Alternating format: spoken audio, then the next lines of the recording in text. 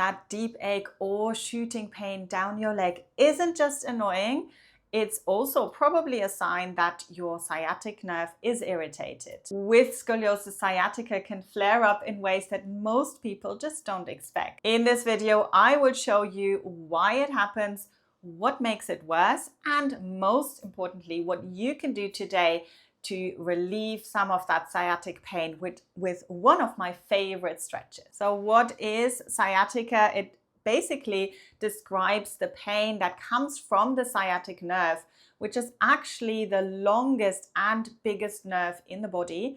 And it starts at the base of your spine, so kind of in your lower back, and it goes through the glutes and then down the back of your leg. So with scoliosis, and it doesn't matter if you've got an S curve, if you've got a C curve, if you've got 1, 2, or 3 curves, there will probably be a pelvic misalignment, meaning that your hips might be rotated or tilted, which can then in return have an effect on that sciatic nerve and can cause compression. The other thing is with scoliosis, we obviously have a lot of muscle imbalances, meaning you might even feel that one side of your body feels really, really strong, and then the other side kind of feels very weak. There's not much going on. So this uneven pressure onto the lower back can again cause sciatica. So sitting too much and sitting for long periods of time can actually make your sciatica worse, and it's also not great for anybody with scoliosis. But with sciatica, it can cause that compression. It can make your hip flexors really tight, and it can make your glutes really weak, which again isn't great if you are suffering from sciatica. So what can we do in our movement practice to make it better? Well, let's talk about first what we kind of should be avoiding and what we might want to kind of cut out of our practice for now until we are feeling better. So one of the things that I would avoid with sciatica and with scoliosis are kind of deep forward bends. So we've got kind of a lot of forward bends in yoga where you would be rounding your spine, folding yourself forwards. And with scoliosis, we have a rotation in the spine as well.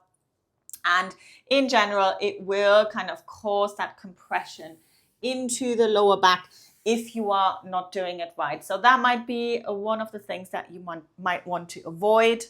Another one is obviously doing what I'm doing right now, which is just kind of sitting cross-legged for long periods of time. Another thing that you might want to avoid are kind of very deep seated, especially seated spinal twists, anything like that with sciatica and scoliosis would just be something that I would park.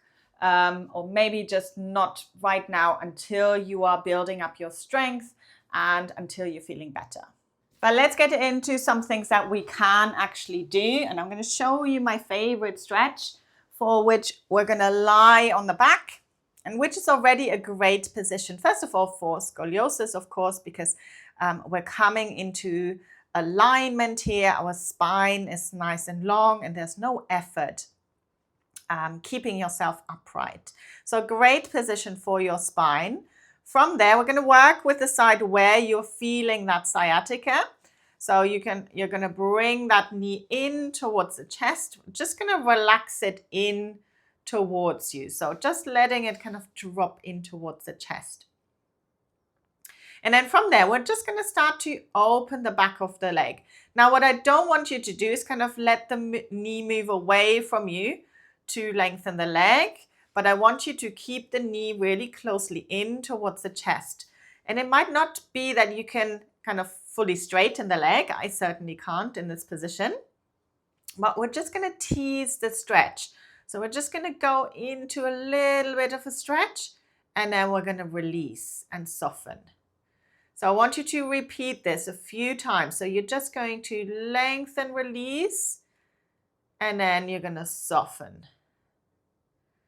So you're just going to move into that stretch a little bit, and then you're going to release.